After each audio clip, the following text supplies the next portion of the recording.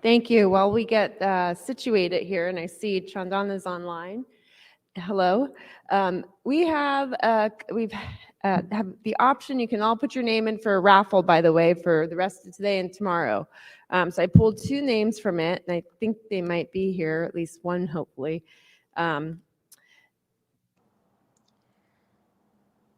say some partners donate some gifts. So Henry, if you're here, who's a student at Augusta University, chemistry major, wanting to go into cybersecurity. Thanks to our friends at Boots to Books, they have given a free membership for Try Hack Me. So hand that to you to remind you to email me to get your free membership. Yes. Thank you so much. You're welcome. All right. So for this next session, it's a pretty important one in the workforce and topic in general that turn this over to Anthony, Damon, and Chandana to quickly introduce themselves, then we'll get into the discussion on DEI. Anthony, if you can share a bit about yourself.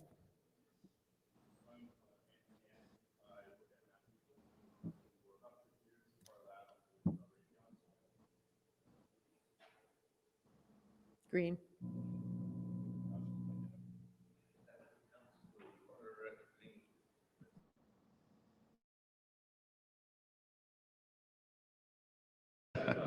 So I'm Anthony Hannon. I work for MassMutual. I've been with them for about 6 years. Prior to that, I worked at Raytheon down in Dallas, Texas. Have held a number of roles in cybersecurity, but the bulk of my experience is in security intelligence and incident response. Currently, I represent MassMutual as a fellow in the CEO Action for Racial Equity Fellowship. It's a group of companies, about 100 companies with about 200 employees from those respective companies, focused on racial equity in the Black and African American community. Damon? Yes, I am Damon DePaolo. I also work for MassMutual. I've been with MassMutual for 21 years as of today, I think. So happy birthday to me. I have worked there as, thank you, programmer, research and development analyst, and for the past couple of years, I've been in our cybersecurity organization, most recently as the director of our cybersecurity talent and education management team. And I want to really highlight that because that's an organization within our cybersecurity group, not with our HR team, and that's important to some of the successes that we're going to talk about today. Well, happy 21st anniversary. Chandana. Sure. Hi. Good morning, everyone. I'm sorry I couldn't be there, but happy to join from Queens in New York City. I'm Chandana Swami. I am the Senior Director for Career and Professional Programs at LaGuardia Community College, which is part of City University of New York. And I oversee workforce training programs, one of them being cybersecurity. We have been very lucky to have been part of the Cyber NYC initiative as part of the New York City Economic Development Corporation. And we continue to offer stackable credentials to underserved minority students here in New York City on a career pathway to cybersecurity. No, thank you, lady and gents. I must say we've been lucky to have more females joining us in participation. We need more females in cybersecurity. Question for each of you. When I have conversations around diversity and inclusion or diversity, equity, inclusion, there are different definitions and perspectives I hear. Given the work all 3 of you do and are heavily involved in, I'd like to understand how you define it. Whoever would like to start. Anthony. Yeah, so for me, diversity is the diversity of thought, diversity of culture, background, ethnicities that we see in all people. And we want, as MassMutual, we want to reflect that within our company, how our customers look.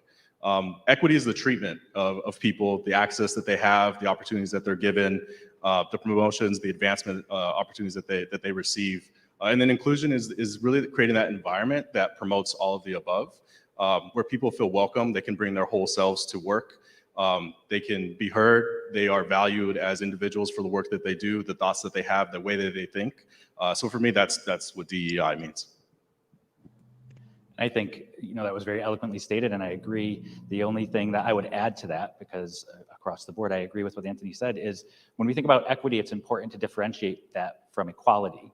A lot of times people think equality and equity are the same thing, and they are not, right? Equality is giving everybody the same access to the things they need to be successful.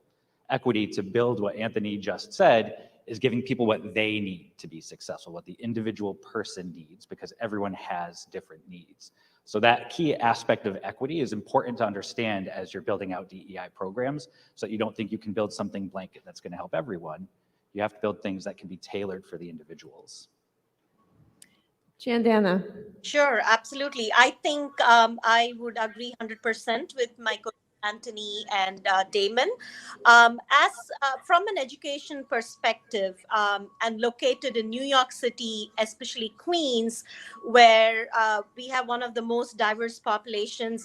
LaGuardia, we call ourselves the United Nations College. So I would also add diversity in terms of the underserved population, low-income students that we serve. And essentially LaGuardia, as again, both Anthony and Damon put it, it's access and success. Providing access to students or a population that might otherwise not have access or might think they don't belong in a certain community. So I would say access, and then setting them up for a pathway to success. So I think before we get to what is often on most people's minds is, well, where do I find diverse talent? Let's talk first about, in an organization, what is it that they need to do to actually ready themselves to attract diverse talent? And what does that look like, the models? All three of you have done it, and I think for different scales to some degree. But if you can just each talk about a little bit more about that. How do we prepare as organizations to really attract, educate others in terms of why it's important to have diverse teams, and just get the foundation? Jump in, whoever, and discuss. I'd be happy to start us off. So if you want to be successful in a diversity, equity, and inclusion effort, you have to have top-down support. Right? We've been blessed with a company that from the very highest level has set diversity as a strategic priority for our entire company.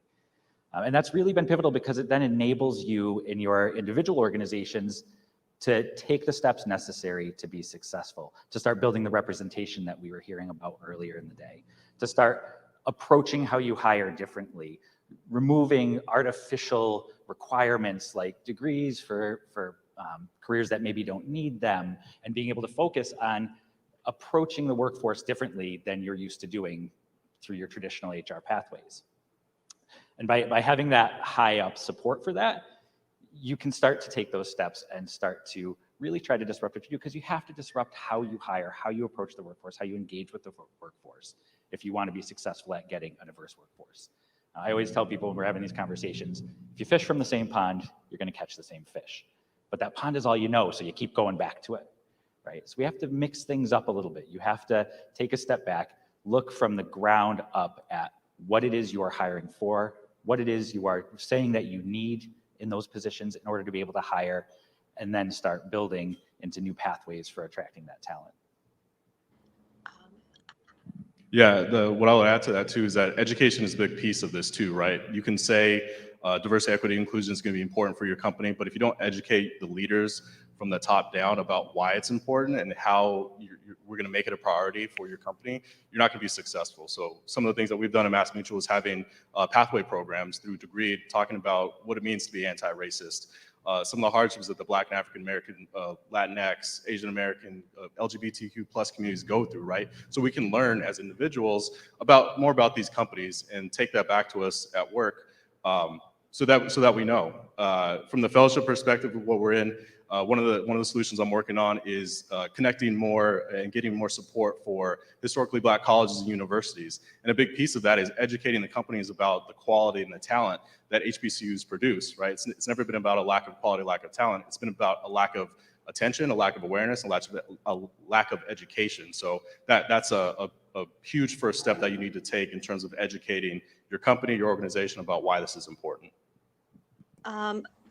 And I would echo that both of those thoughts. And also from an education perspective, we often find that when we are talking to our students or prospective students or the population that we serve in the community, it's two-sided. One is, yes, there is that need for a diverse workforce in cybersecurity, but we also find that our population doesn't see themselves in these roles. So for us, the challenge is actually educating them on what it is, what is the career, what does it mean to be a cybersecurity specialist, or what does it mean to enter this career, and why they would be suitable for this career. They don't see themselves represented, so they often think this is not for me and this is not where I want to be because I won't be welcome.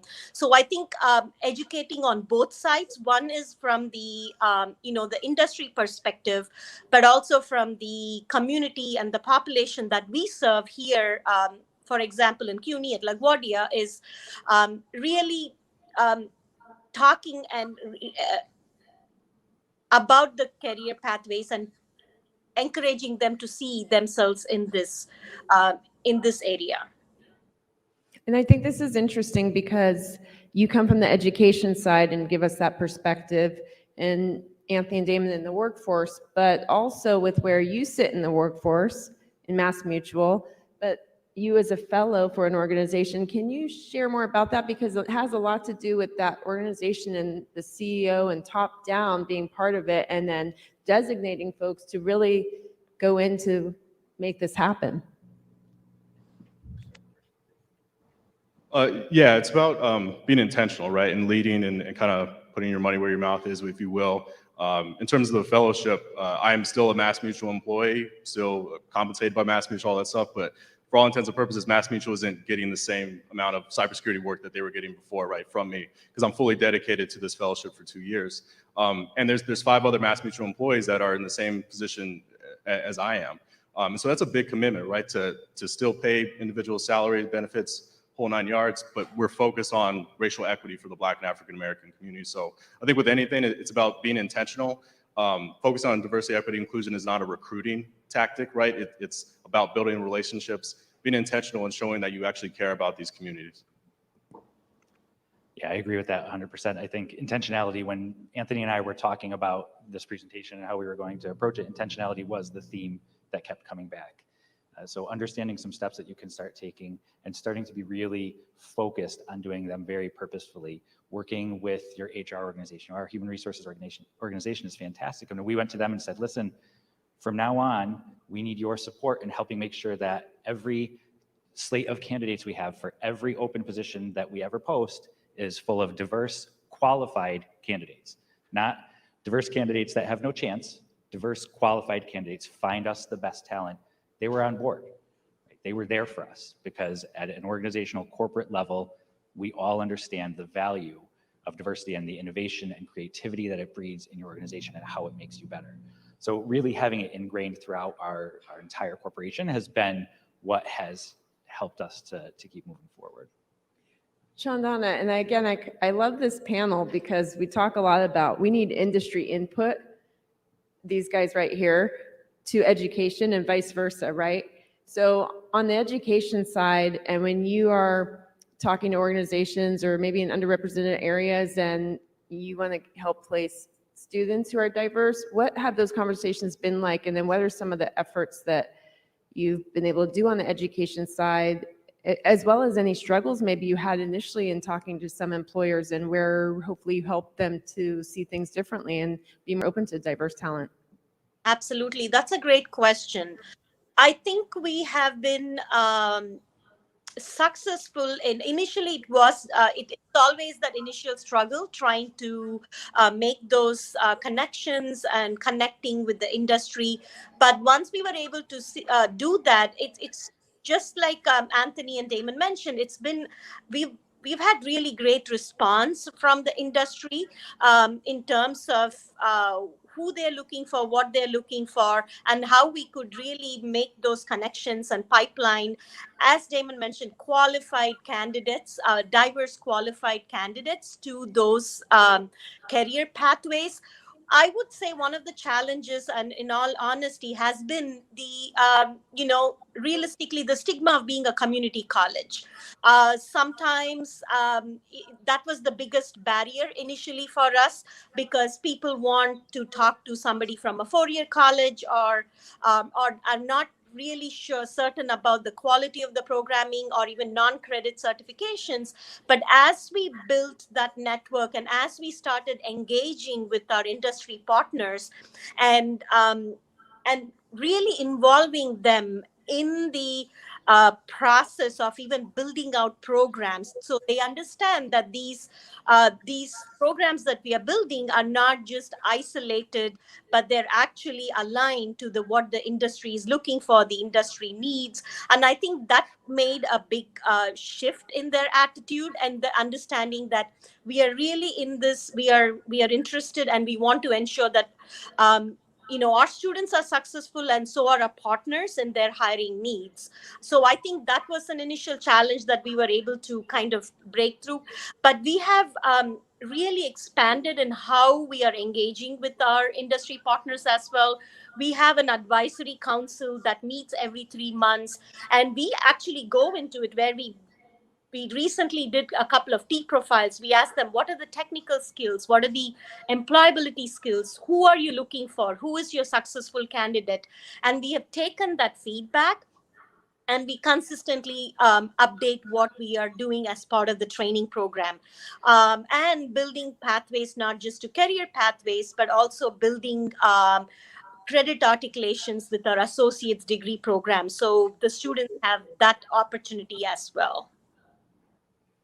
Well, I want to commend you, because I think education can get a bad rap still in terms of the alignment to industry, but it takes collaboration. And I'm also going to be that person always when I have to moderate that will bring up the tough conversations, because we need to have them and call out the brutal truths, or else we never get things done. But given that work, I commend you and your team. I want to get back to also Anthony and Damon. You said, well, we have to fish from a different pond or bigger pond, so the ocean, right? So when you're looking at diverse talent and you're having to help guide in HR and hiring managers, what does that ocean now look like? Absolutely. So Anthony mentioned HBCUs, great place to start, right? Historically Black colleges and universities are underrepresented in the talent pool when you usually go through traditional HR channels. So that's a fantastic place to start, but it doesn't have to be traditional education like that either. There are certifications programs, immersion programs, apprenticeship programs. We heard about some yesterday that are developing amazing talent. And the thing is, we have to be committed and invested in these programs as the employers, as the people who want talent coming out of it. We have to be active participants. Right? We can't go to an immersion program or an apprenticeship program and say, give me your top talent, here's a little bit of money, we'll see you when they're ready. We need to be helping them build that program, define what top talent means. Just like Chandana was saying, we need to be able to guide what the market actually needs. And you have to be an active participant to do that. And that means consulting with them. It means giving people over as mentors or guest lecturers from your organization that want to help develop that talent, so that you're invested in their program understands that you're a valuable partner, and what happens next is just nature, right? The talent goes to you because you've been there from the beginning. You've been helping them develop. You've been helping them become what they want to be. You build loyalty, you build commitment, and you build relationships. And relationships with these education organizations are what we really need. Yeah, and one of the things that we did too, you have to still tell me if it's a mandate or not, but in the leadership team in our cybersecurity organization, we were to cold call, if you will, 2 candidates at entry level all the way up to VP level, diverse candidates for roles at MassMutual. Whether we had the headcount or not, we were kind of building up this talent pool of our own. And then when that role, whenever a role opened up, we went to HR and said, hey, we have these 10 people that we want to talk with. They're going to apply, give me the requisition, all the information that they need. So we kind of did HR's job for them, if you will, as we're still trying to bring them along in terms of what we're looking for diverse, qualified candidates.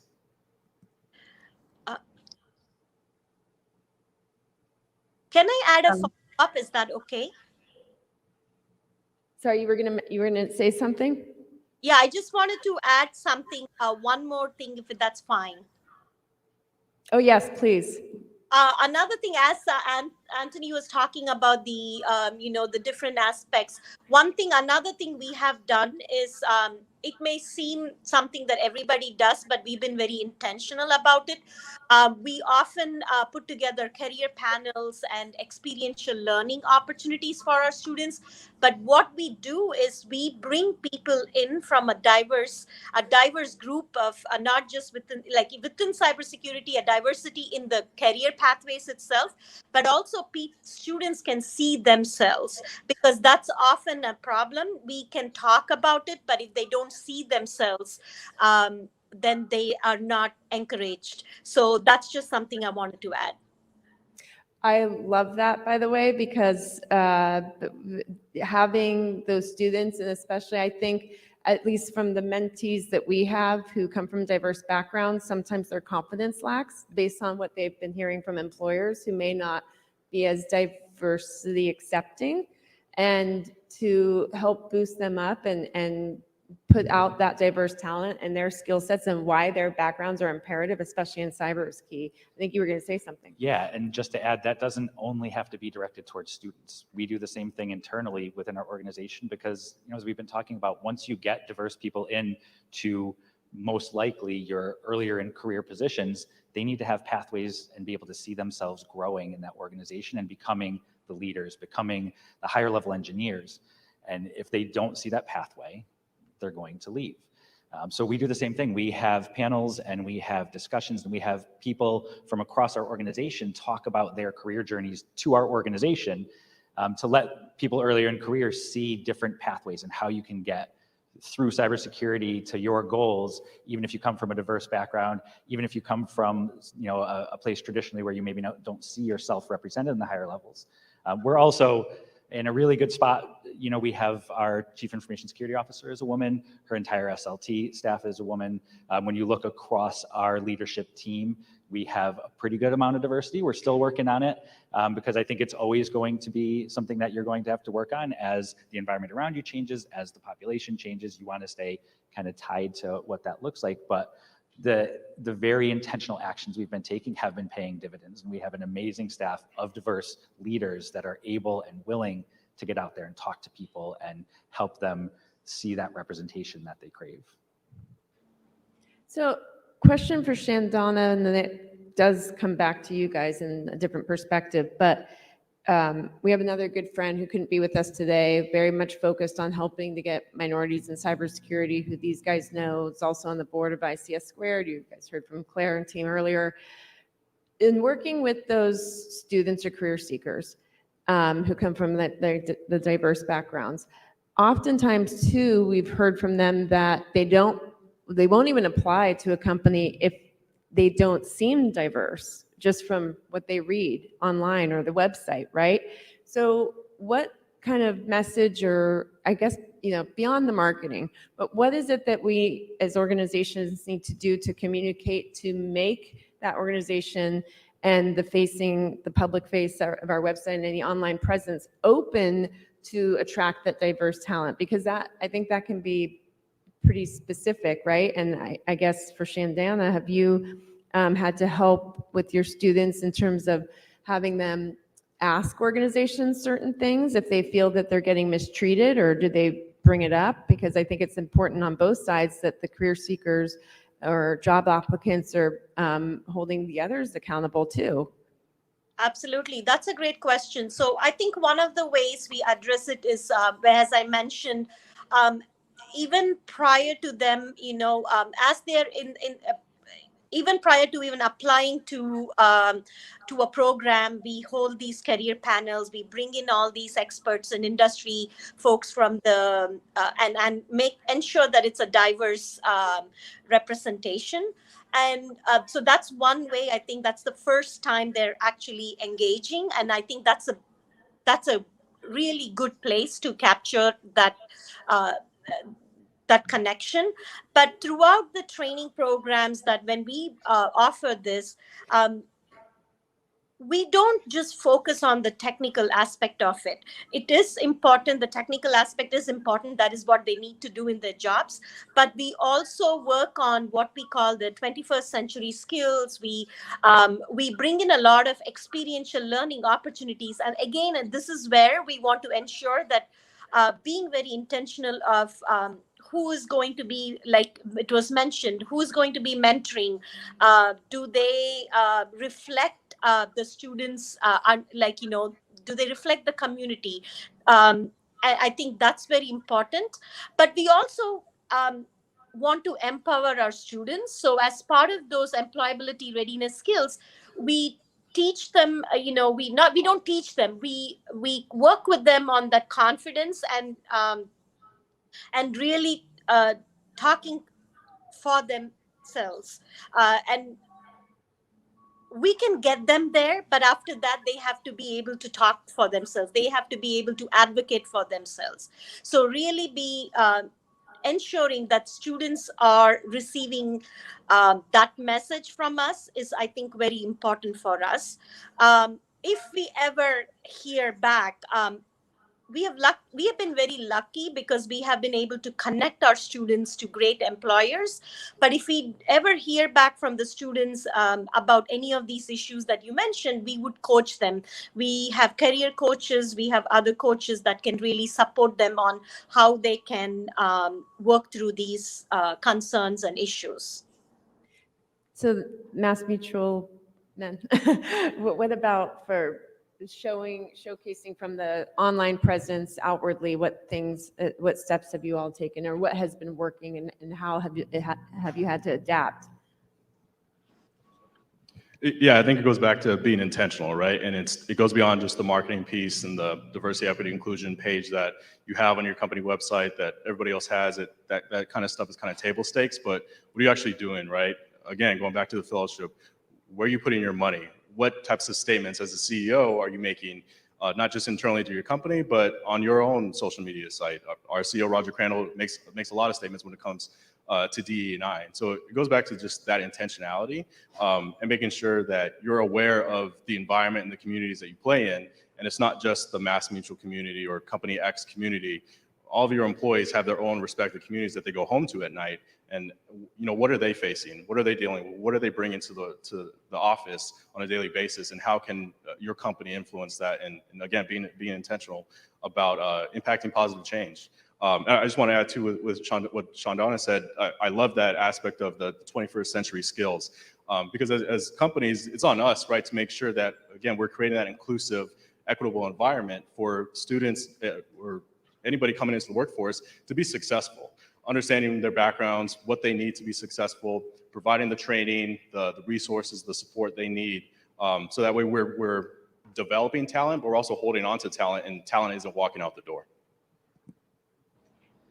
And I think to add about that intentionality again, whenever we get the opportunity for our leaders to go out and present, we try to highlight that. Whenever we get the opportunity to meet with folks early in career or people transitioning through careers, I make it a very intentional piece of any presentation I do in those instances to talk about our culture and why I feel that I've been able to stay at this company, this 170-year-old insurance company, for 21 years and never felt like I was stagnant. I never felt like I was not able to explore and to try new things. And it's an important aspect of letting people know that you have an open culture and an accepting culture and somewhere that promotes experimentation and failure. And that's where, diversity and inclusion can really thrive, in places where you can take risks, when you can try other things and you can succeed and you can move past failure as a learning experience.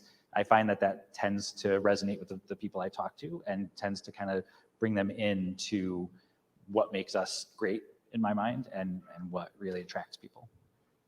So as we wrap up, parting thoughts from each of you, but then also any call to action that you want to leave with the audience in the room today and our attendees online, and how we can get more support or folks even reaching out to you guys if they are wanting to drive this and need that help or guidance. So I'll start us off on that one. Parting thoughts are intentionality, right? Everything you do, set your goals, set your targets, be intentional about moving towards them. Make sure that every action you take is leading in that direction. When you think about the things that you can do, the very tactical, what can I start right now to make a difference? Teach your managers how to recognize their own implicit biases. We heard earlier today, everybody has them. Everybody has them. And if you say you don't, you're just not really self-aware.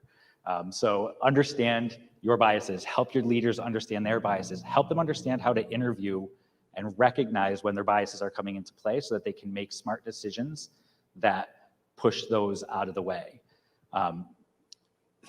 Take a look back at your job posts. What do you really need? As we've heard a couple of times, right? People sometimes are not willing to apply for a job they think they're not qualified for, and frankly, job posts set qualifications at oddly unnecessary highs a lot. So is a degree a true requirement, right? What are the actual technical skills you need to get started in this role? What are the non-technical skills? Set it up as a competency-based job post so that people can look at it and say, all right, I've never worked in cybersecurity before, but I have transferable skills that make me qualified to meet these competencies. And then hear them explain to you why they're going to be an awesome asset to your team because of the different background, the different skills they have that fit into those competencies other than what you're used to seeing. There's simple steps, really simple steps, and they'll pay dividends quickly. So those would be my suggestions. Mine would be lead with vulnerability, right? Like Damon said, there's going to be failures, there's going to be trip ups along the way, but again, going back to intentionality, if you have the right intentions, you want this to succeed, you're going to fail along the way, but you're going to learn, right? And you're going to be better for it. So lead with vulnerability, look internally at what you're doing to create that inclusive, equitable environment for everybody to have success. And I mean everybody, right? Again, inclusive, for everybody to have success, but you have to take that first step. You have to be vulnerable. You have to be willing to fail in order to progress. Because as we heard earlier, the threat landscape has changed. We are facing diverse threats, and we need diverse thought in order to combat that. Yeah. And I would flip the same thing from a student perspective or a prospective student perspective, and having them be cognizant of all of these aspects and be very intentional, as Damon was saying. But when they are looking at job description, when they're thinking about career pathways, and it's our job as an educational institution to really advocate for our students and really support them in this pathway. One thing I love that Damon, you said was about the job description. We actually, as part of that advisory committee that we mentioned, we had our employer partners bring in their job descriptions and we reviewed it with them. And we were able to kind of, have them think about some feedback, like as an employer, how does your resume look to a potential? Because if you're in the field, you tend to write from the field perspective. But if you're somebody who's looking for transferable skills, which is exactly what we constantly tell our students, don't get hung up on all of these. You need this technical skills, but some things you can learn. And so we were able to have the dialogue with our employer partners and industry partners and say, how does your job description look to someone who's applying for a job? Are there any, changes you could make to make it more accessible? I would like to thank all of you, Chandana, Anthony, Damon, for sharing all your perspective, your guidance, the things that you all are doing, the different perspective we heard today from the education side here, the industry side, and the workforce. Really, really great advice, and appreciate you all sharing. I hope too that in full collaboration after the summit, the three of you can go off and do more to move and advance in DEI. With that, and before we go to the next session, thank you guys so much. Thank you.